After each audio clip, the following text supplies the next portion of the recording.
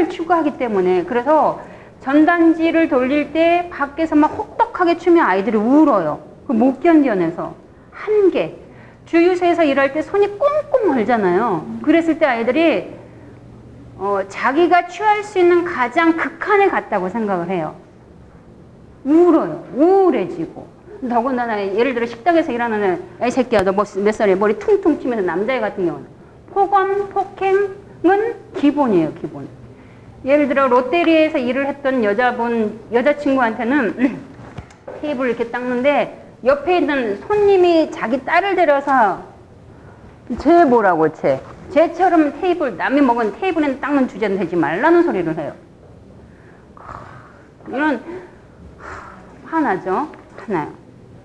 그랬을 때 인간으로서의 본인이 가장 처참한 지경을 스스로 맛보아요. 그래도 그걸 견뎌냅니다. 그리고 주유소에서 어떤 손님은 이렇게 주유소에서 특히 화물차 트럭 운전하시는 분들은 이게 달달한 거 많이 찾으시잖아요. 이렇게 믹스 커피 마시다가 나머지를 이 친구들한테 뿌려버리는 거죠. 개새끼들이 많아요. 욕 나오게 하는 사람이 너무나 많습니다. 그런데 그걸 겪어내요. 울고 불고 지랄을 해도 그걸 또 다시 출근하러 갑니다. 이 친구들. 그 다음에 시키는 일만 해서 영혼이 없었다가 그럼에도 불구하고 그 혹독한 시간을 견딘 지금은요. 자기만의 방식대로 일을 해요.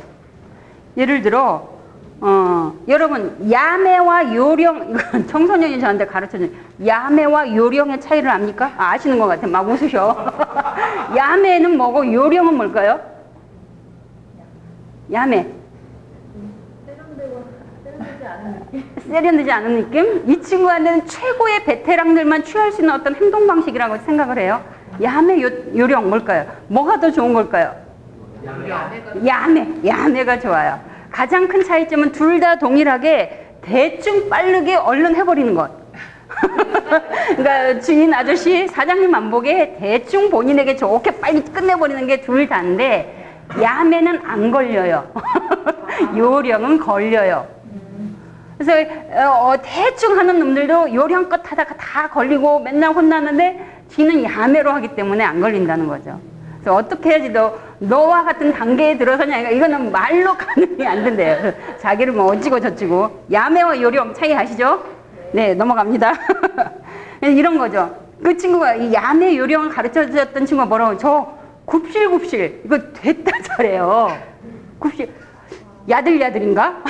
유들유들인가? 아니 굽실굽실. 예를 들어 이 친구는 배달을 했는데 다른 새끼, 그 친구 말이에요. 다른 새끼들은 이렇게 차가 있으면 여기 피하다가 넘어져서 씹창이 난대요. 씹창이 뭐예요? 내가 몇 번을 물어봤는데 못 알아듣는 씹창이 난대요. 그 표현이야. 근데 본인은 차가 있으면 파파팍 피해가지고 넘어질지라도 이렇게 3단으로 이렇게 딱 가뿐하게 선다고 그렇게 표현을 합니다. 나만이 할 수 있다. 이걸 자랑하는 거예요. 그래서 김밥집에서 일한 친구는 시간을 자기가 조절을 해요.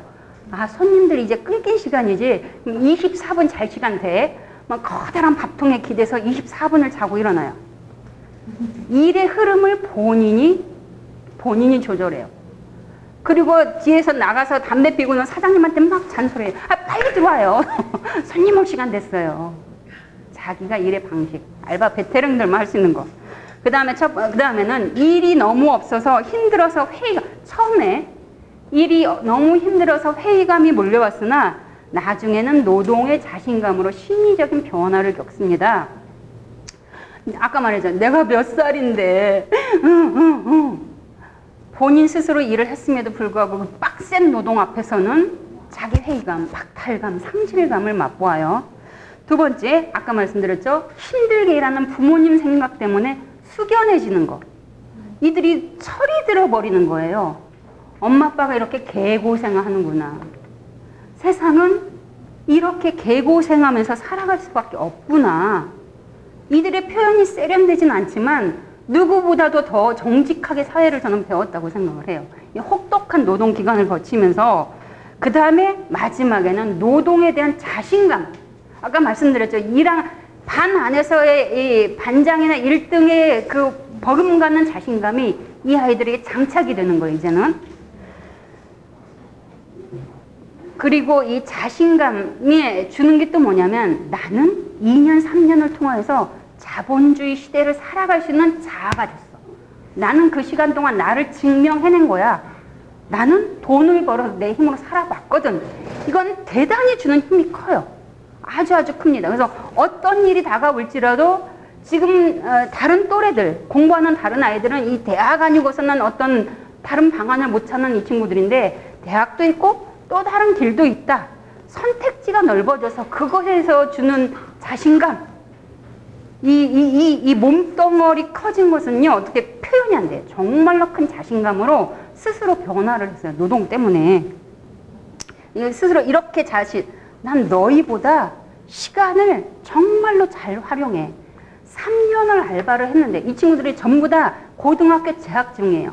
뭐 1년 꿇었거나 자퇴를 아니에요. 중학교 때보다 일을 시작해서 3년, 2년 거쳐오면서 지금도 고3이고 고2고 시험 보고 다 순서대로 학교를 다니고 있단 말이에요. 그러기 위해서 얼마나 시간을 관리했겠냐고요. 그죠? 얼마나 자기를 조절했겠느냐 이거죠. 거기에서는 자존감의 향상은 비할 데가 없죠. 노동으로 변화된 모습이죠. 그 다음에 이제 개인적인 영향은 변화는 돈과 일에 대한 의미가 변화했다는 거 조금 이해가 되시죠? 사회적인 영향을 좀 간단하게 볼 건데요.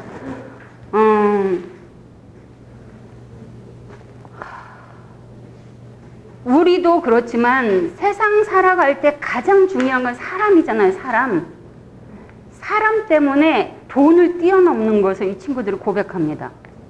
지금도 그때도 여전히 돈 때문에 일을 하지만 돈이라는 조건을 넘어서게 한 것은 어떤 사람, 누구와 같이 일하느냐에 따라서 영향을 받아들이는 것이 지대하게 달라진다는 걸 알 수 있는데요. 사람이 좋아서 재미있는 중심 알바와 제가 여러 가지 알바들이 많은데 이걸 조금 나누어 보니까 이 친구들이 가장 마음을 쏟아서 오랫동안 일을 하였던 중심 알바라는 곳이 있어요.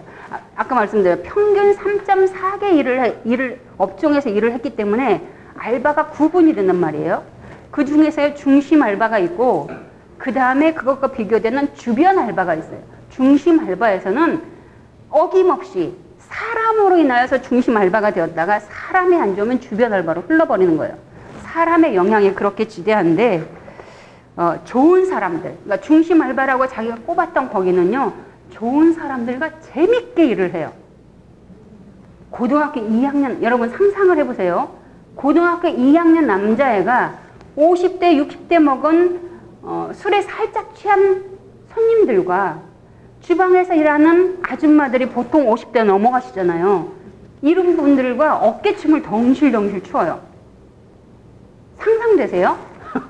알바하러 갔다가 고등학교 2학년 남자애, 저희 집에도 남자애 하나 있거든요. 야, 하루에 한 3마디 듣나 그래요. 그런 놈, 비슷한 또래가 덩실덩실 춤을 췄다는 건 그만큼 이 친구가 뭐라고, 밤 11시쯤 돼서 감자탕집에 문 닫을 시간이 됐는데 이 마지막 손님인 50대 넘어간 아저씨들, 한 60대 되는 아저씨들 몇 분이 모여서 기분이 좋게 취하신 거예요. 이분들이 취하다가 두만강 노래를 하기 시작했어요. 이 노래를 마지막 남은 손님들이고 노래를 하는데 주방에 있던 이모들이 그걸 이어받아서 두만강 푸른 물에 노래를 같이 하게 된 거예요. 상상을 해보세요. 11시가 넘었고 마감하는 시간에 이 이모들은 설거지를 하고 본인은 대걸라지를 하고 마지막 남은 테이블에 있던 아저씨들이 노래를 하니까 주방까지 같이 하모니. 이게 너무 자기가 봤을 때 너무나 좋은 거예요. 기분이 좋은 거예요. 어울러 덩실덩실 덩실덩실. 야, 이런 광경, 이거 영화로도 만들어내기 힘들 것 같아요. 조건이었어요. 그 이모들이 너무 좋았어. 이 감자탕집에서 일했던 친구는요, 17개 업종에서 일을 했어요. 이 남자친구는 어떤 일까지 했느냐면, 그 철거 현장, 등치가 이따만큼 그 남자애니까 철거 현장 가서 삽으로 찍는 역할도 했어요. 근데 이 친구가 뭐라고 하냐면, 그 삽으로 찍었을 때 나를 쳐다봤던, 자기는 서 있고 삽 찍으니까 밑에 할머니 할아버지도 쓰러져 있을 거 아니에요. 자기를 쳐다보았던, 밑에서 위를 보았던 할아버지 눈빛이 꿈에까지 쫓아와요. 그래서 그랬을 때 10만 원, 하루 일당이 10만 원 버리고 감자탕집 5천 원 받는 데 가서 일을 하는 거예요. 너무 사람들이 좋으니까. 그리고 진상 손님도 개그 소재예요. 이렇게 좋은 곳이라고 생각하는 그 중심 알바 터전에서는. 그리고 중심 알바는 6개월 이상 함께 일합니다. 이 친구들이 2.4년이라는 평균 시간을 보내왔잖아요. 근데 6개월 동안 한 곳에서 일했다는 건 굉장히 시간 투자를 많이 한 거예요. 주변 알바는 그것과 반대로 한 달 미만. 엄청난 차이가 나죠. 그 다음에 중심 알바는 애증관계. 예를 들어 여러분 가정생활을 생각해보면 내 남편, 내 자녀들에게 늘 이렇게 가면을 쓰고 있습니까? 내 인간적인 모습 그대로 다 드러나고 그럼에도 불구하고 같이 살아가잖아요. 이것과 동일해요. 사장님이 나 꼴 보기 싫어 죽겠고 나한테 맨날 잔소리하는 이모가 너무 싫고, 그래서 서로가 수단화시키지 않아요. 사람과 사람이 목적이다 보니까 투박하게 돼요. 기분 나빠 죽겠고 나 다음 주에 안 나가요. 그냥 나. 근데 또 다음 주가 되면 쫄래쫄래 나가. 저 새끼 또 올 거야. 서로가 믿고 의지하고 나가버리는 거예요. 사람의 관계 속에 영혼을 투여한다. 저는 이런 표현을 썼는데, 가게와 그렇게 지랄지랄 하면서, 근데 이제 자기들 눈에 보여요. 이 짜장면집, 중국집 이번 주에는 장사가 안 됐어. 사장님, 저 다음 주로 묶어주세요. 늘 주급으로 가져갔는데 이번 주에 장사 안 된 거 알아. 이번 주 월급은 다음 주에 같이 주세요. 가게를 위한 배려예요, 배려. 그리고 자기가 쉬면 주방에 있는 이모님들이 너무 힘들기 때문에 자기가 홀 뛰어줘야 돼. 그래서 시험 기간도 오고 뭐도 오고 힘들어 죽겠음에도 불구하고 이모들 때문에 일하러 나가요. 지랄하면서 할 건 다 해요. 중심 알바의 특징이고, 어떤 친구는 주유소에서 일을 했는데 그때 GS 칼텍스가 뉴스에 나왔어요. 리터기를 속인다. 이런 뉴스가 나왔을 때 자기는 너무 속상한 거야. 자기 사장님, 자기 그 지점장님은 되게 정직했고, 리터기 속일 일이 없는데 뉴스에 나와버리니까. 그래서 이 친구는요, 저기 길가에 나가서 막 차 들어오라고 본인이 호객행위를 하는 거예요. 본인이, 누가 시키지 않았는데. 이것과 반대되는 한 달밖에, 최장 길어야 한 달밖에 일하지 않는 이 주변 알바에서는 어떻게 일을 하느냐. 경제적으로 자원 획득. 예를 들어 내가 여자친구랑 내일 다음 주에 놀러 가기로 했어. 그럼 웨딩홀 하루 뛰어요. 하루 5만 원, 4만 원 벌잖아요. 그때 벌어들인 돈을 그렇게 벌어들일 수 있는 곳을 찾아가는 게 웨딩홀, 용역, 배달, 이런 일이죠. 이런 주변 알바. 그리고 여기는 그 업체가 망하든지 말든지, 근데 최선을 다해서 자기는 착한 사람이라는 옷을 입어요. 이 친구들이 어장관리라는 표현을 해요. 다시 볼 사람은 아니니까 나 그냥 있을 때 돈만 잘 받아오면 되잖아요. 망하든지 말든지 저랑 상관없어요. 최선을 다해서 일 잘하는 사람의 모습만 보여주고 본인은 돈 받고 딱 나와요. 여기가 불이 나든 무엇이든 상관없어요. 주변 알바와 중심 알바 이렇게 바뀝니다. 이거를 한번 간단하게 표로 나타내 보면요. 이 청소년들은 그냥 자기들의 다듬어지지 않은 말로 자기 표현을 했는 건데, 이 7명의 소리를 동일하게 모아보고 공통점을 찾아보니 이거예요. 중심 알바는 6개월 이상, 주변 알바는 1개월 미만. 시간적인 차이가 나타나고요. 공간은 아까 말씀드렸죠. 장소적인 안정감을 주는 곳이 중심 알바였고, 낯선 공간에서의 그 불안함을 주는 것이 주변 알바. 아까 말씀드렸죠. 지랄지랄함에도 불구하고 본인들의 할 바를 다 하는 사람이 목적이기 때문이에요. 내 남편이 목적이고 내 자녀가 그냥 그 인간 자체로 목적이기 때문에 투박하게 대하지만 그들을 이용하지는 않아요. 중심 알바에서는. 그러나 주변 알바에서는 본인의 가면을 입고, 그렇죠? 최선을 다해서 수다나 어장 관리를 할 뿐이지 그들이 목적이 사람으로서 목적을 두지 않아요. 그리고 그게 감자탕집이든 롯데리아든 중국집이든 주유소든 거기에서 일했던 어떤 것이 자기 삶으로 의미를 뽑아낸다는 소리예요. 그렇죠? 그런데 주변 알바는 거기에서 일했던 노동 아니면 그곳의 어떤 것 본인과 상관없어요. 파편화된다는 거죠. 본인과 따로 논다는 거라고 할 수 있죠. 사회적인 발돋움이라고 잠깐 보면요. 청소년 노동자의 사회적인 발돋움 그 자료에 보시면 사회에서의 알바 경험은 맥락이 제거된 지식이 아니고 의미 없이 정리화된 체험도 아니다. 현재가 미래와 분리되지 않고 노동과 배움의 의미가 되며 자신의 삶으로 통합 조정되는 성장으로서의 경험 세계가 그들이 만나는 사회라는 거죠. 알바라는 노동 경험으로 일찍 처리된다는 것은 사회적으로 성숙해지고 사회적으로 재창조된 자신을 만나는 경험이 됩니다. 그리고 사회적인 편견을 그대로 수용해요. 그리고 권력을 당연시하고 현실과 타협하는 삶의 자세도 사회적인 생존을 위해서 받아들입니다. 청소년기의 노동의 평가절하된 세계로부터 자신을 분리시키고 노동의 의미와 가치를 가지고 지키고자 차별화된 전략도 세웁니다. 모두 사회적인 발돋움이 되는데요. 쉽게 말해 이런 거죠. 지금 자기들이 돈을 벌고는 있지만 이 노동에 자기의 미래를 투여하진 않아요. 자기가 지금 돈을 열심히 벌고 중심 알바에서 이모들이 아무리 자기에게 의미를 주었다 할지라도 나는 이 세계에 다시 오지 않을 거야. 그래서 이 세계와 끊임없이 자기를 구별시킵니다. 무슨 말인지 아시겠죠? 좋은 것만, 돈만 취하고 나의 인생은 여기에 투여하지 않게 그만큼 낮게 보는 거예요. 청소년 노동 세계는 우리 사회에서 굉장히 낮은 위치에 처해 있고 거기에서 일하는 사람들이 아무리 좋을지라도 이들은 사회적으로 존중받지 못하는 사람이야. 근데 내가 거기를 가? 아니, 나는 다른 일을 할 거야. 라고 다른 보다 좋은 사회적인 위치로 들어가기 위해서 나름의 전략을 세우죠. 굉장히 똑똑하지 않습니까? 굉장히 스마트하지 않아요? 배울 수 있는 것은 최대한 뽑아내고 하나씩 자세히 몇 가지만 살펴보면요. 뛰어난 현실 감각이 있습니다. 예를 들어 어른들이 너 학생 때가 제일 좋은 거지 이 말을 200% 공감해요. 200% 공감해서 더 이상의 잔소리 불필요합니다. 그리고 공부는 복불복이래요. 어떤 의미에서 공부가 복불복일까요? 1등이 될지 꼴찌가 될지 이게 1등만 인정받는 세상에서 내가 여기서 1등일지라도 저기 가면 또 3등 할 거잖아요. 복불복에 자기 인생 맡기지 않겠다는 거죠. 인문계 본인이 인문계 다니고 내년에는 2, 300 벌어서 내년에는 수능만 준비할 거라고 함에도 불구하고 인문계는 세상 유익함 하나도 없다고 해요.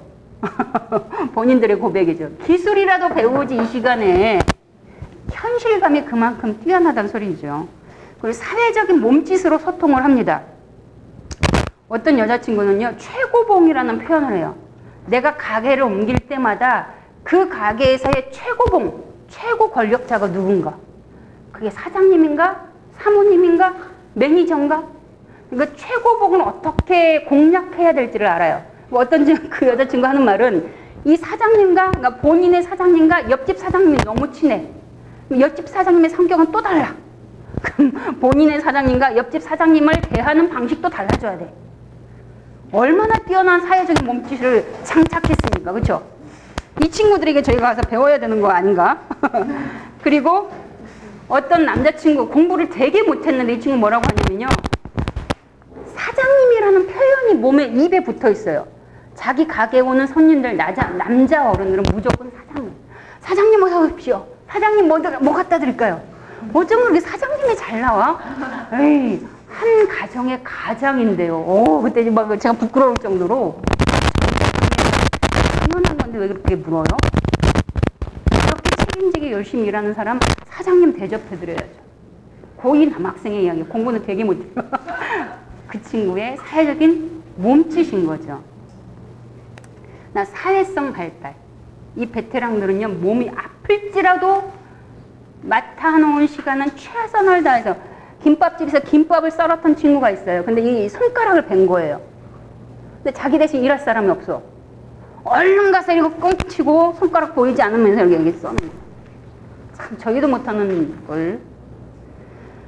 이렇게 이들이 사회적으로 최선을 다해서 이렇게 책임을 지는 것에 그 근저를 찾아보면요. 부모님이 있어요. 부모님. 엄마 아빠가 아프다고 일을 안 나간 걸 본 적이 없거든요.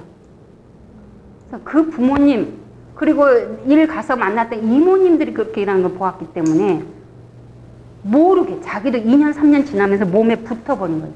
사회적인 책임을 최선을 다하는 것. 그 다음에 사회적인 생존을 위해서 또 나쁜 적인 거냐 현실을 그대로 수용합니다. 사회적인 편견을 고스란히 받아들여요. 첫 번째, 여러분 그거 이원 노동시장 이론이라는 거 아시죠?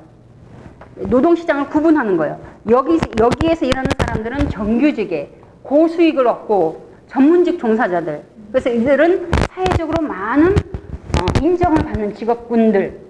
근데 여기 있는 사람들은 사회적으로 못 배웠고 지위도 낮고 비정규직에 이들은 사회적으로 천대받아도 돼. 이런 어떤 두 가지로 구분하여서 노동시장을 바라보는 이론이 있는데 이 청소년들도 그대로 본인은 어디를 간다고요? 그렇지. 정규직 저기로 가요. 지향점은 여기 있어요. 근데 본인의 지금 몸은 여기 있잖아요. 그러니까 여기와 저기 나는 여기 있지만 저기를 가기 향해서 얼마나 나는 달라. 나는 특별한 존재라는 걸 드러나기 위해서 최선을 다합니다. 편견은 받아들이지만 그럼에도 불구하고 나의 전략을 세우죠. 이런 말을 해요. 배달을 계속하면 저기 술 취한 아저씨처럼 돼요. 주유소는요. 이쁜 애들만 뽑아요. 못생긴 애들은 못 와요. 지는 주유소에서 일하고 있거든. 그렇죠? 청소년 노동세계에 본인을 두지 않아요. 그 다음에 당연한 권력. 베테랑이 되셨잖아요. 최소 6개월을 버틴 곳에서는 이미 이제 상명하복에서 이 단계가 권력자의 위치로 올라섰기 때문에 본인이 지금까지 이 위치에 오기까지 얼마나 이 명령에 복종을 했습니까? 그렇죠? 본인도 동일하게 명령을 사용하죠. 같은 급인, 예를 들어 과장님, 자기는 알바임에도 불구하고 일의 실력을 보았을 때 자기는 과장님과 동급이야. 그래서 과장님의 일 못함을 보면 폭폭해 죽겠는 거야. 자기 가슴을 때려요. 또 자기만큼 시간이 됐음에도 불구하고 일에 베테랑이 되지 않은 또래 후배, 답답해합니다. 그리고 1분 단위로 시간을 나누어서 이 알바 후배들을 일을 시켜요. 굉장합니다. 저도 저도 그 웨딩홀에서 알바를 일부러 이런 연구를 하기 위해서 웨딩홀 알바를 하러 갔는데 8만 원 받는 일용직 아줌마로 갔는데 청소년들이 눈에 띄게 보여요. 하루 먼저 온 청소년들은 하루 다음에 온 청소년들에게 굉장히 당당하게 명령해요. 일주일 전에 왔던 아이들은 일주일 다음에 온 아이들을 그들의 그 어설픔을 이해 못해요. 나 때는 일주일 전에 본인은 잘했다고 생각하고 착각하고 사는데 아주 공손하게 허리 숙여서 인사도 해야 되고요. 이런 것을 당연하게 알바 세계에서 배웁니다. 알바는 군대랑 똑같다는 말을 서슴없이 해요. 그렇죠? 그렇죠? 그 다음에 현실 타협. 현실 타협이라는 건 지금보다 나은 어떤 것을 얻기 위하여서 내 생각과 의지를 접고 여기에 맞춘다는 거잖아요. 근데 소망은 저기 있어.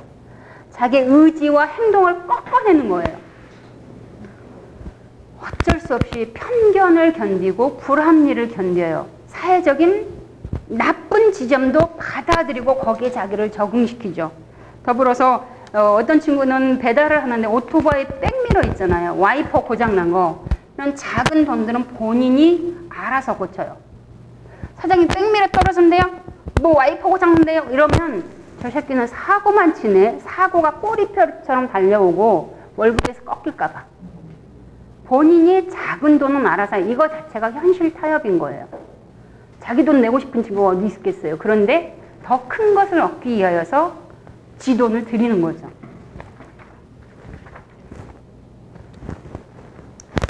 너무나 일하기 쉽지만 매일매일 이 친구들이 갈등해요. 매일. 난 너무 일 가기 싫은데 매일 이 전쟁을 치르며 엄마 아빠가 나가니까 나도 전쟁 치르고 일하러 나가는 거야.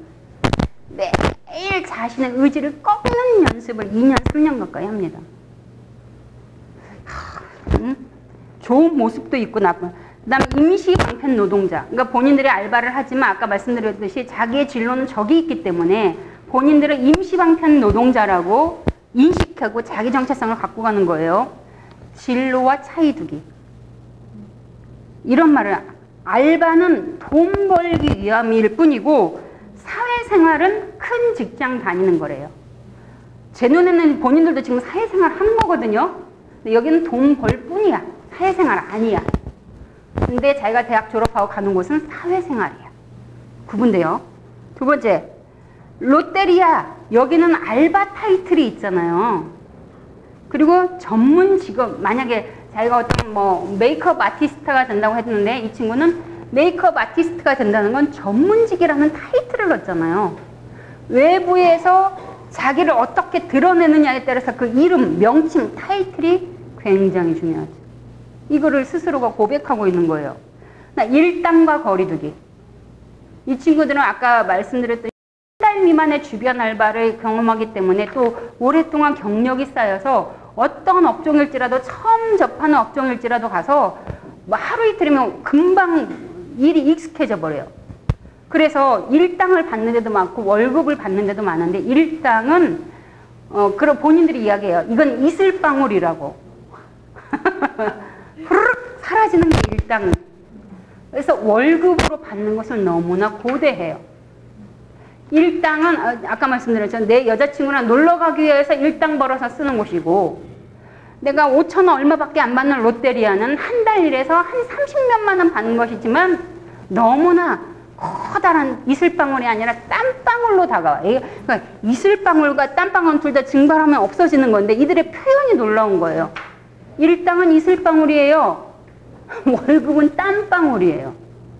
이런 문학적인 표현력 그 친구들이 고백하는 거예요. 그래서 월급을 선호하지. 근데 이제 알바 세상에 들어온 친구들은 일당 받으면 너무나 좋으니까 일당만 찾아다니는 거예요. 개새끼들. 개새끼들 욕해요. 그 새끼들 뭘 몰라서 그래요. 철딱서니가 없어서 그래요. 어른들은 월급 받는 사람들이지 일당 받는 사람 아니라고 생각해요. 본인도 어른처럼 거리두기 하는 거예요. 이 알바 세상과. 이해되시죠? 월급이 들어왔으면 막 아껴 써야지. 이 다짐이 저절로 일어나요. 그리고 막 묶어달라고 이야기를 하고. 그 다음에 돈의 개념 없는 친구와도 구별시켜요.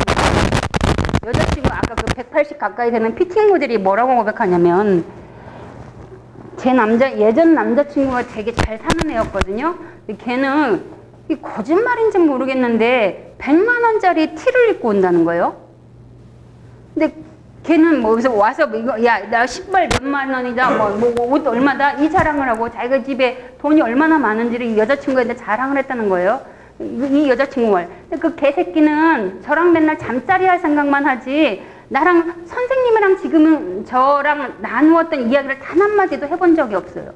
대화가 안 통한다는 소리예요. 일해서 자기 땀방울 흘려봤기 때문에 엄마 아빠한테 돈 받아서 그따위 10만 원짜리 100만 원짜리 티를 사는 게 얼마나 말이 안 되는 짓인지를 온몸으로 표현하는 거예요. 그때 당시에는 노스페이스가 유행했을 때니까 이거 노스페이스 40만 원짜리다. 그 40만 원짜리 노스페이스 사주는 엄마를 그 친구의 엄마를 이해를 못해요. 아니 저렇게 사지 멀쩡해서 살아있는 지 새끼들 알바 하루만 해도 돈 버는데 왜 40만 원짜리 사줘요?